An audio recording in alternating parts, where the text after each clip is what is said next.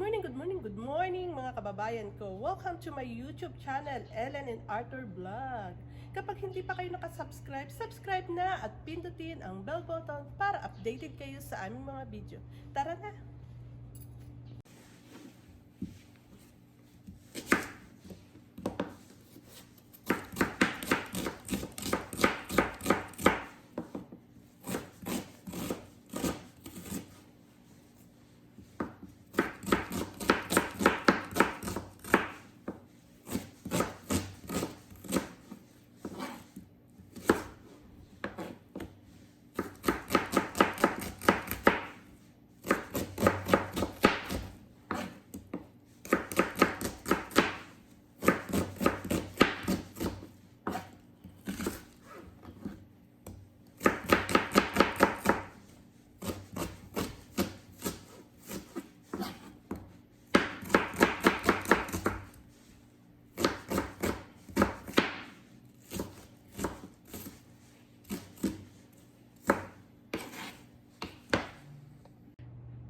Ngayong umaga ay gagawa tayo ng pampulutan. Char lang, syempre hindi, pang ulam.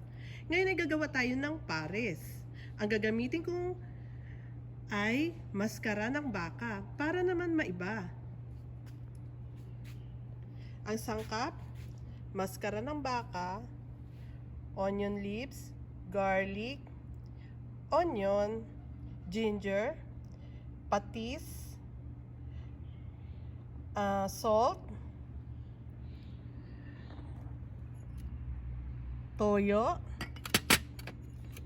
oyster sauce, star anise, mga 2 piraso o 3, 5 spice, laurel, paminta, at bitchin. Nasa sa inyo na po yun kung gusto niyo ng bitchin.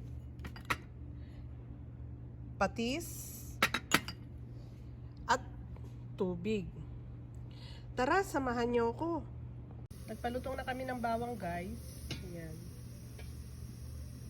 Ayan na, guys, yung ating pinagsangagan ng bawang. Yun din ang gamitin nating panggisa para sulit ang amoy. Lagay ng sibuyas.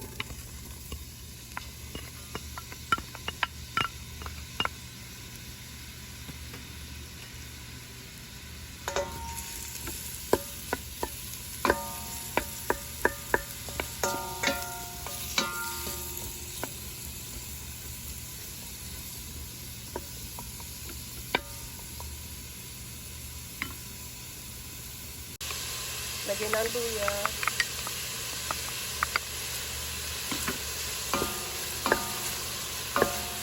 Shout out sa aking taga-gisa. Puging-pugi.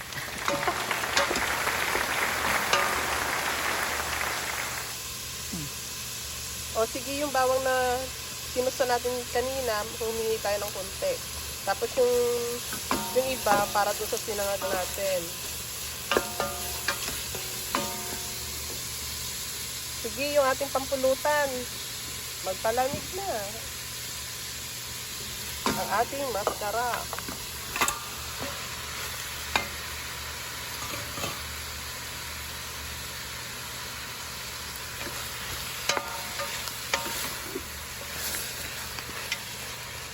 Spice.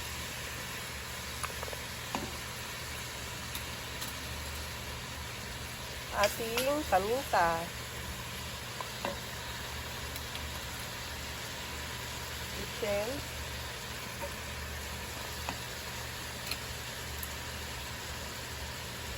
Laurel.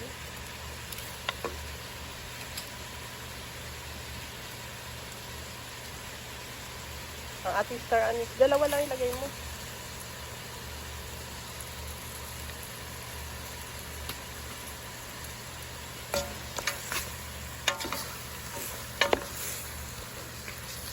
Dahil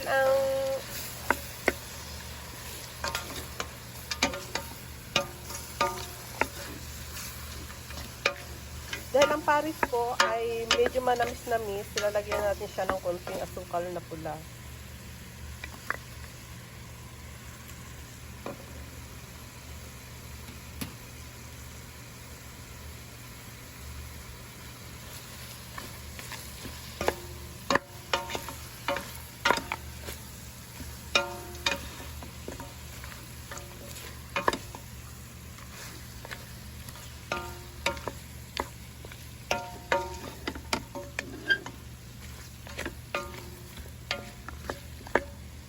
ating asin. Tansyahin mo lang kasi mayroon pang toyo at saka patis.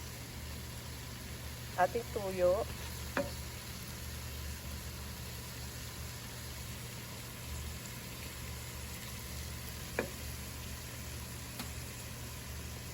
Ating patis.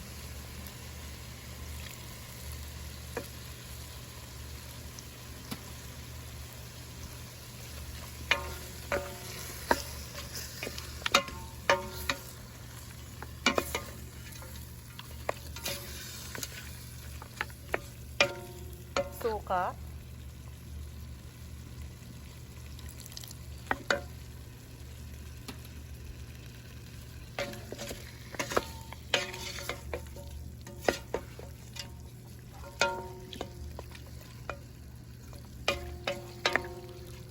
Ating oyster sauce.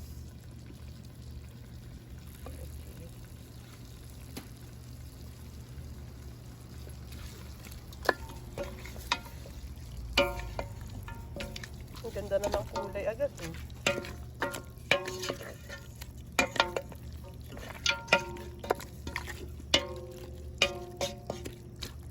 Tapos ang ating onion leaves. Mas matagal, pag nilagay ang onion leaves kasi pampalasa din yan. Ating tubig. O sige. Tapos pakuluan ng 2 at 3 oras hanggang sa lumambot siya. Pag kumulo po yan, hinaan lang natin yung apoy para masarap ang lambot niya. Pag mahina kasi, unti-unti ang unti-unti yung lambot, ha? Okay. Yan, ito na ang ating maskara ng baka. Lalagyan na natin ng cornstarch. Tansyahan lang. Ang bango, parang ang sarap agad. May sili pa. Tansya lang. Yun.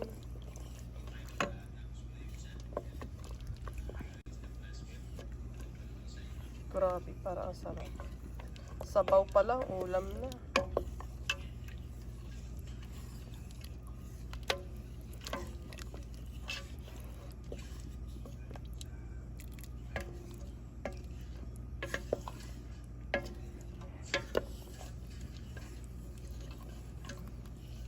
Yan.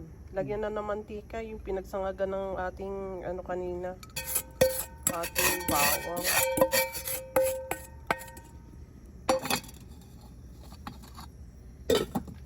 Magsasangag na tayo guys ng ating kapares. Ang ating sinangag. Katulad ni Arthur, may kapares. Sana all may kapares. Mapapangiti siya guys.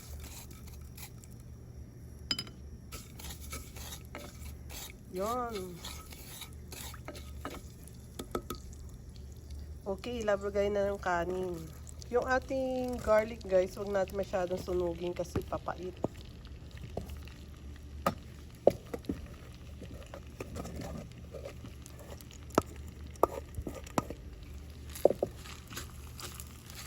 Ganda ng ating kanin.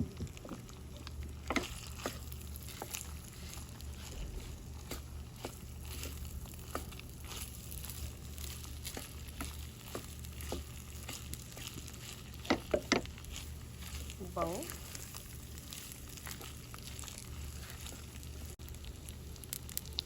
Lagyan natin ng konting asin yung sinangag. Ang ating oyster sauce.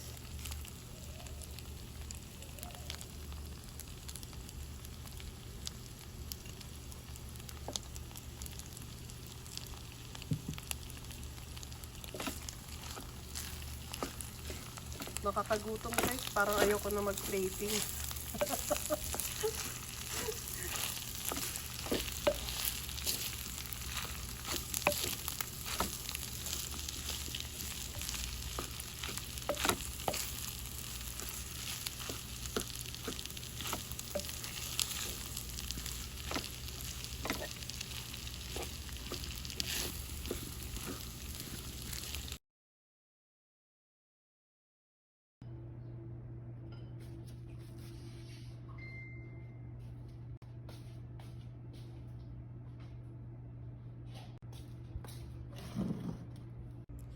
O paano?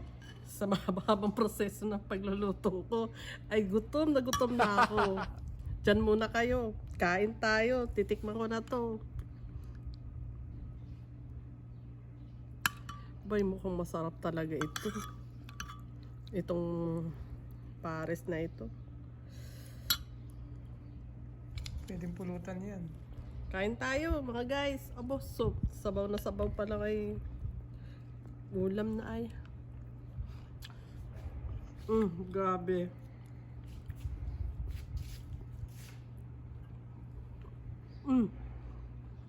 Sarap. Mapapa-red horse ka.